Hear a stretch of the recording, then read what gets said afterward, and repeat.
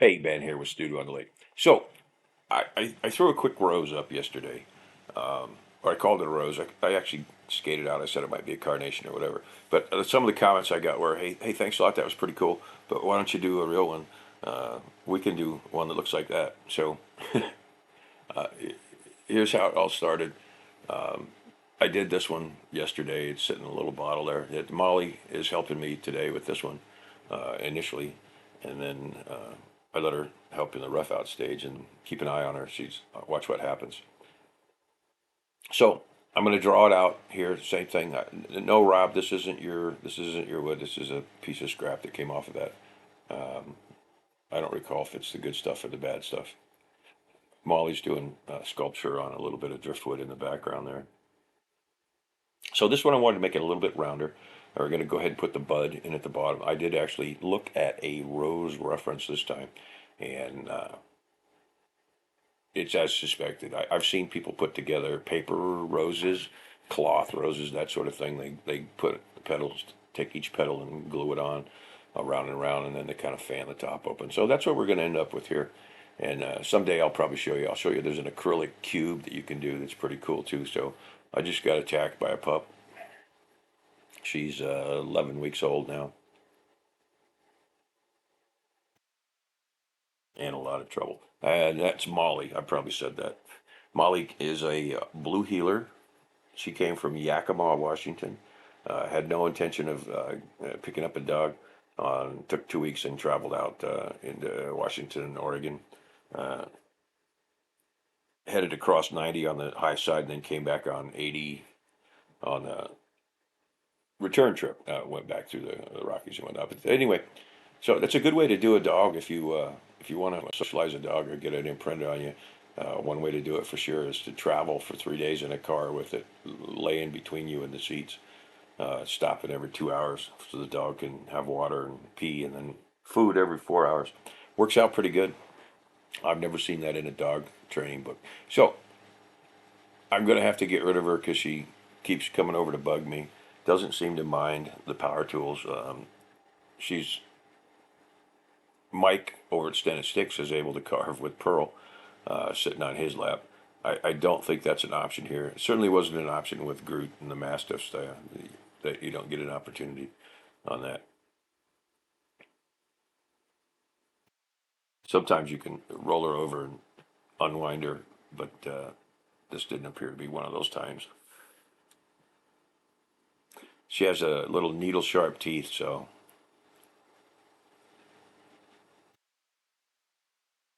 anyway, makes it hard to work.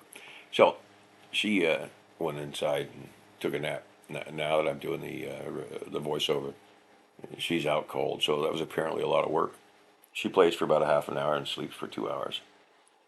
So as I started to do this, like I said, I looked at one this time. So each is going to be a petal. There will be part of a bud in the center. The bud is not going to be opened. But what's kind of funny is looking at this from a frame of reference. If you look at my right hand and you see the Oz 2 Plus in there with a green saber taper, I'm going counterclockwise with these petals. So when they come from the base, they open up in a counterclockwise manner. And there, I'm kind of showing you that too now. My natural tendency, rather than, and now you see that how that's fading counterclockwise if it's referenced from up above, as if looking at a clock. My natural tendency is to go the opposite direction. And as I'm looking at it, I'm thinking, man, I am going to so screw this thing up. Uh, so I had to stop and draw some reference lines in. Now, as Jordy Johnson over at Carving Fusion would say, cut deep, man, cut deep. So that's true. I'm cutting about as deep as I can with this burr.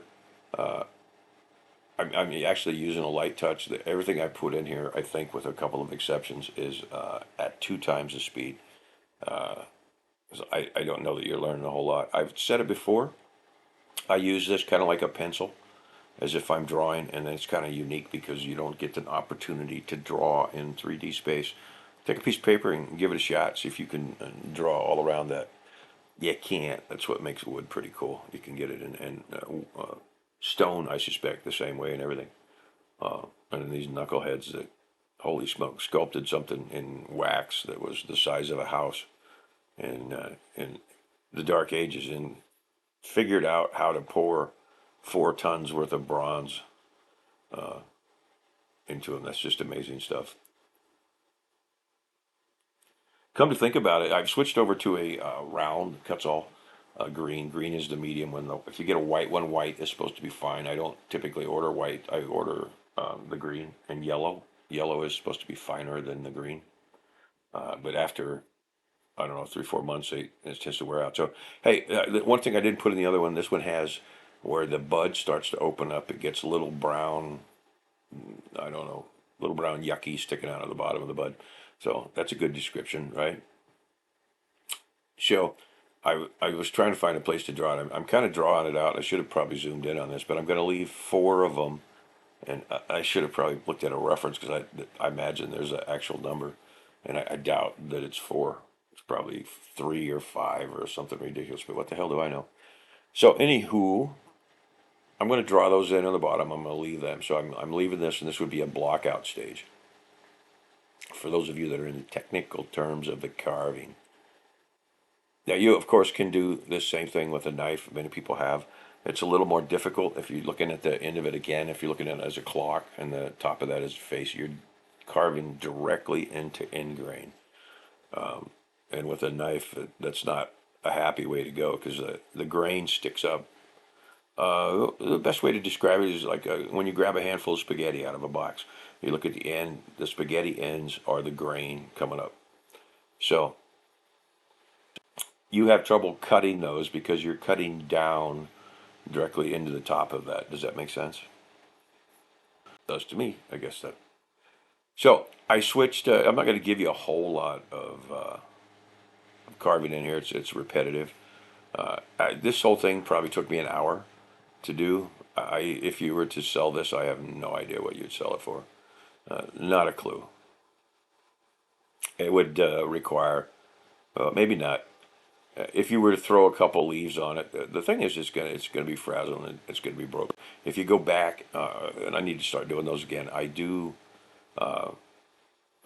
wood carvers from the past that I admire, and one of them is Grinling Gibbons, and Grinling was over in England, and he was called the King's Carver, but he did delicate in lime, Lime, lime, or linden, same thing, and it's twin is in America is basswood and lindenwood. So when you see carvings in Europe in all the churches, they were done in the same thing that this is done, which is basswood primarily.